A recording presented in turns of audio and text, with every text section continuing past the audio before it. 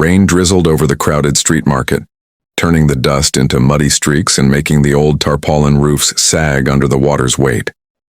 Among the chatter of vendors and the clatter of metal utensils, a young woman named Mira stood silently beside a tiny wooden stall. Her clothes were worn, but she carried herself with quiet dignity, shoulders straight, eyes steady, even as hunger gnawed at her like a dull blade. In her hand, wrapped in an old silk cloth, she held the only thing she had left in the world, her mother's silver pendant, a small heart-shaped locket with a faded engraving, the last piece of her family's history. Losing it felt like losing her mother all over again. But today, she had no choice.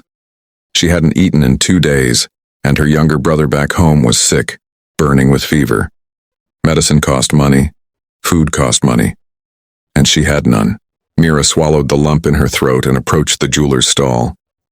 The jeweler, a stout man with sharp eyes, barely glanced at the pendant before making an offer so low it almost felt insulting. "That's the best I can do," he grunted, reaching for it. Mira hesitated. The pendant seemed to grow heavier in her palm. Memories of her mother's laughter, warm hugs, and whispered bedtime stories flickered in her mind. But then she thought of her brother's pale face and trembling hands. Her fingers loosened. She placed the pendant on the counter. Just as the jeweler grabbed it, a deep, firm voice spoke behind her. "Wait, I'll take a look at it." The jeweler stiffened. Mira turned slowly and found herself staring up at a tall man in a charcoal gray coat, his presence almost commanding the air around him. His hair was neatly groomed, and his sharp features gave him an aura of authority. This was Aidan Vaughn, a billionaire investor known for his cold logic and impossible standards, though Mira didn't know that yet. He picked up the pendant with surprising gentleness, turning it in his fingers. His expression shifted from mild curiosity to something else, something sharper, almost stunned. "Where did you get this?" he asked softly, his eyes locked onto hers. Because Aidan recognized the engraving, and he knew this pendant couldn't possibly be here, unless fate had just placed something unbelievable right in front of him. A cold breeze swept through the open market as Mia stepped away from the pawn shop, the envelope of money clutched tightly in her trembling hand. It wasn't much, barely enough for a few days of meals, but it felt like a lifeline. Her mother's locket, the last memory she had of her, was gone, but survival had won over sentiment. At least for now. She headed toward a small street food stall, drawn by the smell of warm bread. Her stomach growled painfully. She hadn't eaten since the day before. She ordered the cheapest meal available, then found an empty spot on a wooden bench.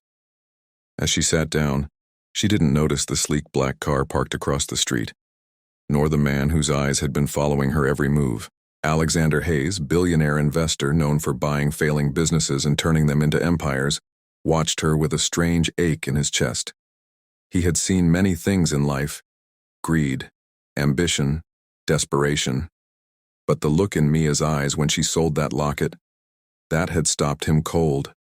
He hadn't meant to overhear the conversation inside the pawn shop, but the door had been open. He heard the hesitation in her voice, the way it cracked when she whispered, "It belonged to my mother." He saw the way her fingers lingered on the locket one last time before letting it go, and he saw the guilt on the pawnshop owner's face as he handed her far less than it was worth. Alexander was a man who rarely felt compelled to intervene in anyone's life, but Mia, thin, exhausted, yet somehow dignified, stirred something in him he couldn't quite explain. As she ate her small meal, she kept looking at the money in the envelope, calculating, planning, worrying. He noticed the way she kept her shoulders tucked inward, as if trying to shrink from the world. She carried a quiet strength, but also a heavy burden. Alexander stepped out of his car. Mia didn't see him until his shadow fell across her bench. Startled, she looked up and froze. He was tall, sharply dressed, someone who clearly didn't belong in this rundown market. "I'm sorry to bother you," he said, voice gentle but firm, "but I believe something of yours deserves to be returned." She blinked in confusion, and then he held up her mother's locket. The winter wind sliced through the narrow alleyways of the city, carrying with it the bitter reminder of how harsh life could be. Maya pulled her thin shawl tighter around her shoulders as she stood outside the bakery window, watching trays of warm bread being arranged behind the glass. The smell alone made her stomach twist painfully. She hadn't eaten properly in 2 days. Life had never been luxurious for her, but ever since her part-time job at the textile shop ended without warning, survival had become a daily battle. She had sold almost everything she owned, her old clothes, her little wooden table, even the small heater she used on cold nights. But now there was only one thing left, her treasure. Inside her bag, wrapped carefully in a faded scarf, was a delicate gold locket. It was small, heart-shaped, with tiny engravings along the edge. It didn't look like much, but it held the last photo of her mother, the only family she ever had. The locket had been passed down through 3 generations of women in her family. Maya had sworn she would never let it go. But hunger was unforgiving. Her fingers trembled as she took it out, staring at the worn metal that held her mother's memory. Tears stung her eyes. "I'm sorry, Mama," she whispered, brushing her thumb across the tiny photograph inside. "I don't have a choice anymore." With a deep breath, Maya walked toward an antique shop at the corner of the street. Its dusty windows reflected a world she no longer felt part of. The bell above the door chimed as she stepped in, and the shopkeeper, a gray-haired man with round glasses, looked up. "Yes," he said, unimpressed. I want to sell this," Maya murmured, placing the locket on the counter. The man inspected it with practiced eyes. "Old piece, I can give you $30. "30?" Maya whispered. "This is real gold. It belonged to my family." He shrugged. "Take it or leave it." Her stomach growled, humiliatingly loud. She swallowed her pain, nodded slowly, and accepted the money. As she stepped outside into the cold again, she felt a piece of her heart breaking. But what she didn't know was that she was being watched.